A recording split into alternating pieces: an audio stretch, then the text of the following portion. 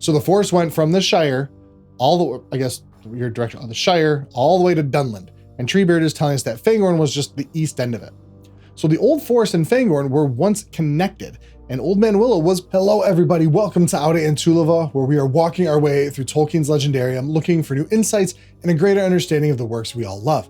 Today we are continuing through the 4th chapter of Book 3, Treebeard. As we get started, don't forget to subscribe to the channel, grab a version of the books you don't have in the description below, or join the channel membership community if you would like to support the channel that way. We also, of course, are partnering with Chapters Tea and Coffee. Chapters spring from a passion for story. They set out to elevate the stories we all love by teaming up with independent artists who hand draw beautiful imagery and pair it with specially selected artisanal tea. My favorite, of course, is Second Breakfast. So go to drinkchapters.com/Huron and use code Huron15 to get 15% off. I do earn a small commission for every bag sold, so thank you in advance. It's a great way to sit down and enjoy the books we all love.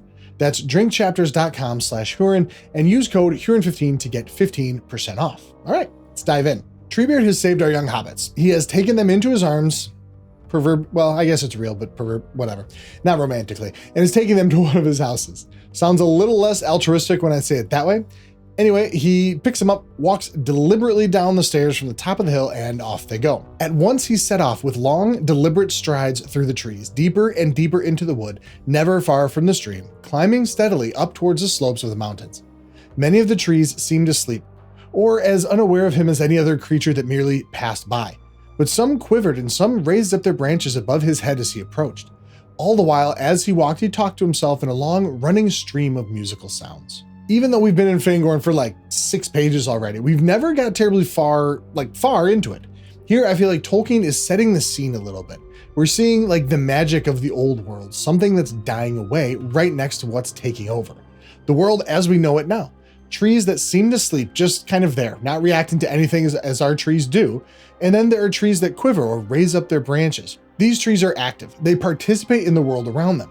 But in contrast to the old forest earlier in the story, they're not like herding the travelers to a specific place. They're welcoming their shepherd into their ranks. Now, I love that we're getting to see the wonderful side of a magical forest here. The hobbits had a terrible experience in the old forest. They were guided to where they didn't want to be, to the most evil part of the forest where they were almost killed. And it's also a little bit of foreshadowing when we hear about the different ways the forest is changing. And it makes sense that it would remind Pippin of Lothlorien. "Please, Treebeard," he said, "could I ask you something?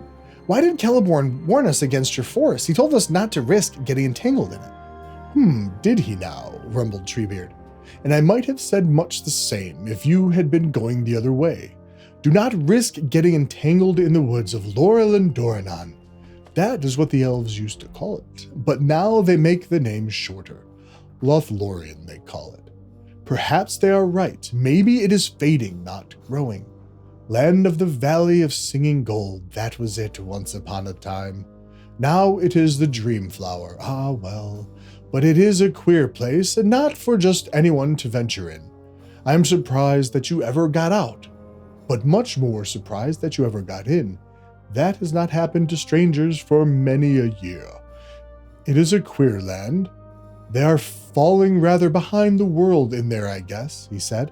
"Neither this country nor anything else outside the Golden Wood is what it was when Celeborn was young. Still, Tori Lilomea, Tumba la Morna, Tumba la Taurea, Lomeanor. That is what they used to say. Things have changed, but it is still true in places." Now, this is such an interesting passage. It's less of an answer to Pippin's question than it is a train of thought sparked by the question. It doesn't seem like he really knows why Celeborn said to be careful of Fangorn, but it may have to do with the Quenya phrase we get from him. This is translated here in Appendix F, which may be rendered, "Forest many shadowed, deep valley black, deep valley forested, gloomy land," and by which Treebeard meant, more or less, there is a black shadow in the deep dales of the forest. We also hear Treebeard say he was surprised they got in or out of Lothlorien. He doesn't exactly say why, but if we take his Quenya phrase as how he feels about the current state or direction of forests in general, we can surmise that Celeborn sees this trend also. I'd be willing to guess Celeborn hasn't spoken to, or I think he did meet, but at least for a very, very long time, hasn't spoken with Treebeard. But he knows the Entwives have disappeared, which we'll talk about in a couple of videos. And as Celeborn has most likely limited himself to staying inside Lorien, he assumes that because there is no elven ring of power protecting Fangorn, it's deteriorating quickly, especially quickly like compared for like an elf. With that, we see the Ent really coming out. Treebeard gives us the original name of Lorien, Lorelin Doranon, and notes how they've shortened it to just Lothlorien. It changed from Valley of Singing Gold to Dreamflower. It went from awake and vibrant to beautiful and asleep, a fantasy, a dream. And while he takes it, a sign of the wood is like the wood is fading, what I think he's really saying and fully realizing now is that the elves truly are fading away. They're dwindling and even becoming less wise because they're doing what they've always done, become insular. They're hidden, like they've hidden themselves away from the outside world, kept it from intruding into their lives. And in doing so, they've become less wise, ignorant of the way the world is changing or not changing around them. Maybe that's why both Celeborn and Treebeard feel the other's forest is like dangerous and queer. So back to our little transition. Treebeard gives us the Quenya phrase and says it is still true in some places. Again, it essentially means there's a black shadow in the deep dales of the forest. And if you're the young hobbits, you don't have that translation, so you're still wondering what he's talking about. Pippin obviously asks what he means. The trees and the Ents, said Treebeard. I do not understand all that goes on myself, so I cannot explain it to you. Some of us are still true Ents and lively enough in our fashion, but many are growing sleepy, going tree-ish, as you might say. Most of the trees are just trees, of course, but many are half awake. Some are quite wide awake, and a few are, getting Entish. That is going on all the time. When that happens to a tree, you find that some have bad hearts. Nothing to do with their wood, I do not mean that. Why, I knew some good old willows down the Entwash, gone long ago, alas. They were quite hollow, indeed they were falling all to pieces, but as quiet and sweet-spoken as a young leaf. And then there are some trees in the valleys under the mountains, sound as a bell and bad right through. That sort of thing seems to spread. There used to be some very dangerous parts in this country. There are still some very black patches. Like the old forest away to the north, do you mean? Asked Mary. Aye, something like that, but much worse. I do not doubt there is some shadow of the great darkness lying there still away north, and bad memories are handed down. But there are hollow dales in this land where the darkness has never been lifted, and the trees are older than I am. Still, we do what we can. We keep off strangers and the foolhardy, and we train and we teach, and we walk and we weed. Kind of a long passage, especially in Treebeard's voice, but it's packed with a lot of really, really cool stuff. We first learn there are more Ents around, but others are getting tree-ish, getting sleepy. And the way Treebeard says this, it sounds like it's not a good thing, not supposed to happen that way. And I can understand why, knowing what we know. Ents were created for a purpose. They are guardians or shepherds of the trees. The whole point of a shepherd is to act differently than the sheep. And this is something Tolkien took very seriously, purpose. I talked about it in a video to start this year, which you can check out over here. Tolkien saw humans as created beings, and part of our purpose was to be sub-creators, to take after our creator. So you could say it's almost a sacred duty that we have, according to Tolkien. So if the Ents are going up against that duty, it's a pretty serious thing. Then we find out there are trees that are waking up and getting Entish. This is not exactly a revelation since we already traveled through the old forest outside of the Shire, but it brings things together in kind of a different way, at least like for me. In the old forest, we saw these trees shifting and Old Man Willow doing his thing, but there was no sense of them actually like walking or really moving, just kind of shifting to make, the paths shift around. So we've met Treebeard, and that still doesn't explain how the old forest functions. Treebeard gives that to us here. Trees are waking up and becoming Entish. I would assume this is what had to have happened in the old forest. And of course, Mary asks about the old forest right next to the Shire. I'm sure this is all striking a chord with him. He was almost killed by Old Man Willow after all. Treebeard doesn't really know for a fact that's the deal with the old forest, but he says it's possible there is still some leftover darkness from the Great Darkness. Great Darkness he's referring to is when Sauron ruled over Middle-earth in the Second Age. This was when he destroyed Eregion and caused the elves to go into hiding in Rivendell and Lindon, and this was when Numenor came and conquered him. And we learn a couple things about him in the trees. He says the trees are older than he is, which makes sense. Arda, the world was created. The trees and animals were all created before the spirits were sent into the trees to protect them. And he says that they keep off strangers, train, teach, walk, and they weed. They're caretakers. So all that tracks with what we've learned from our quick little dives into the Silmarillion and the history of Middle-earth. Aule created the dwarves. Yavanna petitioned to have something to protect the flora and Middle-earth, and spirits were sent into the trees. The Ents. Treebeard continues telling us about the history of the Ents and even provides a really interesting nugget about the landscape of Middle-earth a long time ago. Elves began it, of course, waking trees up and teaching them to speak and learning their tree talk. They always wished to talk to everything the old elves did, but then the great darkness came and they passed away over the sea or fled into far valleys and hid themselves and made songs about days that would never come again, never again. Aye, there was all one wood once upon a time from here to the mountains of Lune, and this was just the East End. This is some new information, but not exactly a revelation if you remember the Council of Elrond. There, Elrond said, time was when a squirrel could go from tree to tree from what is now the Shire to Dunland, west of Isengard. Dunland is just on the other side of the Misty Mountains from the forest of Fangorn. So the forest went from the Shire, your direction on the Shire, all the way to Dunland. And Treebeard is telling us that Fangorn was just the east end of it. So the old forest and Fangorn were once connected, and Old Man Willow was part of that forest. Old Man Willow was essentially part of Fangorn Forest. But why aren't they connected anymore? Well, like a lot of things, it was the Númenóreans' fault. In Unfinished Tales in the History of Galadriel and Celeborn, Appendix D, it talks about the Númenóreans' need for timber to build their ships and how they use these trees in particular for their wants. The devastation wrought by the Númenóreans was incalculable. For long years, these lands were their chief source of timber, not only for their shipyards at Londare and elsewhere, but also for Númenor itself. Shiploads innumerable passed west over the sea. The denuding of the lands was increased during the war in Eriador, for the exiled natives welcomed Sauron and hoped for his victory over the men of the sea. His raiders made much havoc on the fringe of the forest, setting fire in the woods and burning many of the great wood stores of the Númenóreans. So the Númenóreans started just wrecking the forest for their ships, and Sauron, wanting to conquer them, had his people do even more damage to the forest, so Númenor couldn't get more timber. It was just a big battle of who could destroy the trees the quickest. And now we have what seems like a big forest, but they're really just tiny little pockets here and there of once was like a massive, vast forest.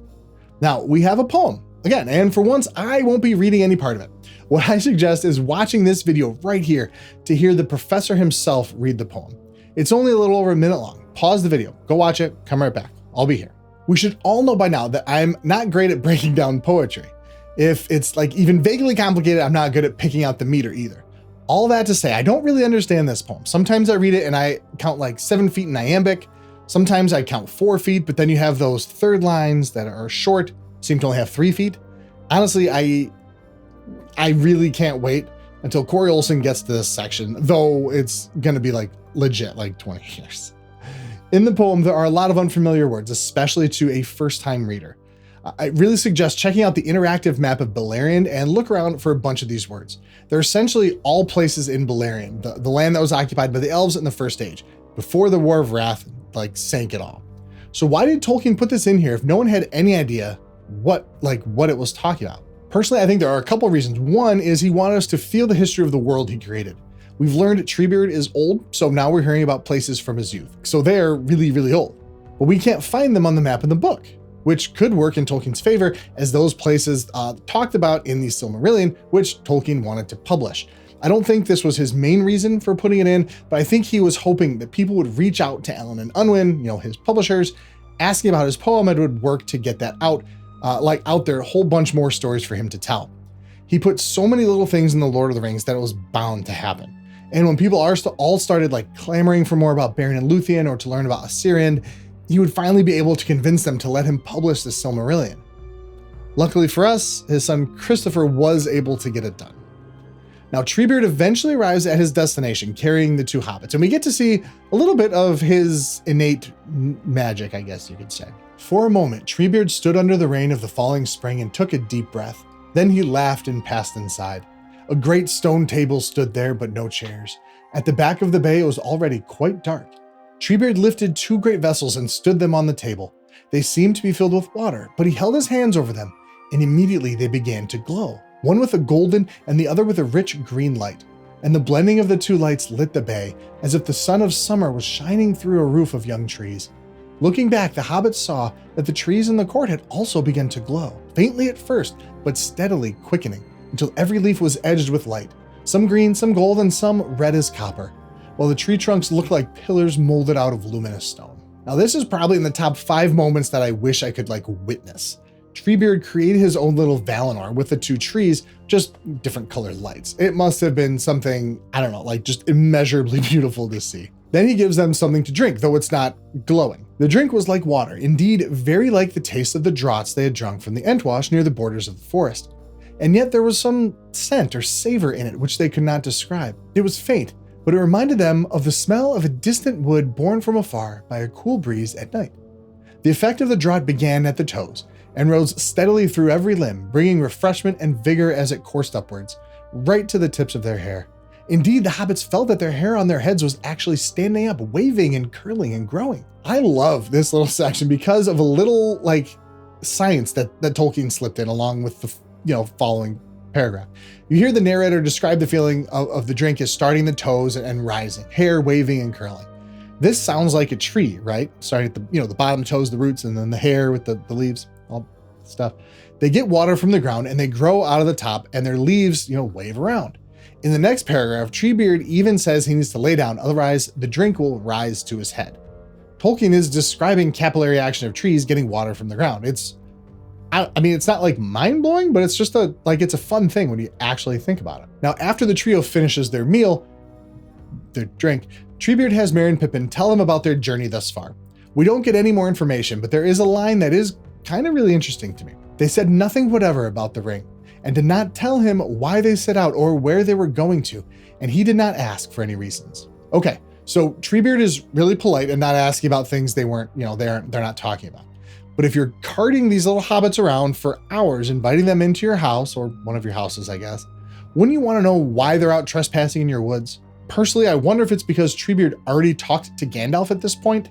I like to think so. So my new kind of headcanon is Treebeard spoke with Gandalf, but only got bits and pieces of the story because, 1, Gandalf was still kind of recovering from his ordeal and was a little loopy. Or 2, Gandalf didn't bother with little details and gave him just kind of the 30,000 foot picture.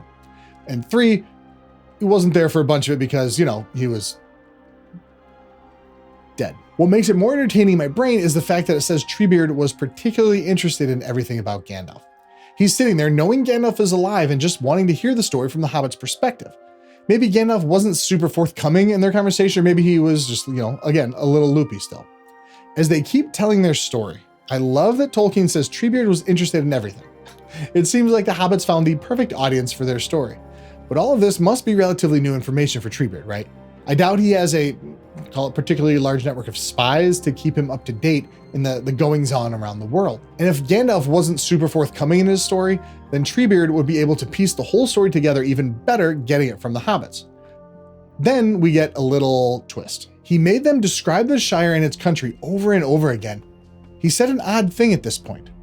You never see any Ents round there, do you? He asked. Well, not Ents, Entwives, I should really say. Entwives? Said Pippin. Are they like you at all? Yes, well, no. I do not really know, said Treebeard thoughtfully. But they would like your country, so I just wondered. Now, what in the world is an Entwife? Or are Entwives?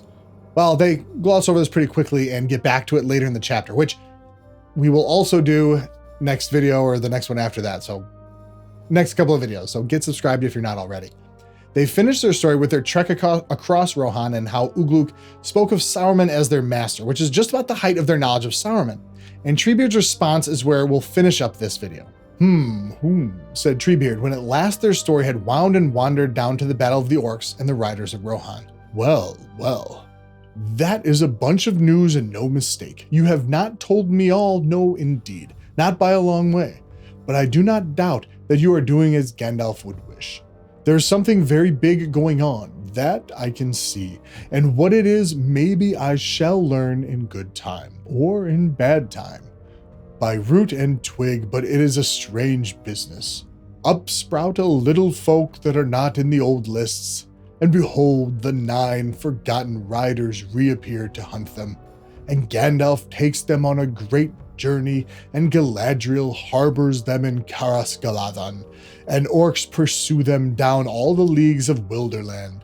Indeed, they seem to be caught up in a great storm. I hope they weather it. We can see he recognizes they were doing probably what Gandalf would want in limiting like some of their storytelling. The way he says it furthers my thought that he already met with Gandalf. I'd love to know what you think. Leave a comment, let me know, let's discuss it. But the final thing we see is Treebeard saying, I hope they weather it. He's clearly drawing like a line in the sand, or he's not involved. He liked the story, it was all interesting, and that's well and good that Lothlorien and Gandalf are, fighting evil in the land, but he's not going to take any part in that. And that is where we're going to wrap up this video. Thank you all so much for watching. Please don't forget to like and subscribe, buy a new version of the book you don't already have in the description, or join the channel membership. And don't forget to claim your 15% off Chapters, Tea, and Coffee. The book and these videos are best enjoyed with a lovely beverage on hand. And until next time, always remember, Aude and Sulliva, they shall come again.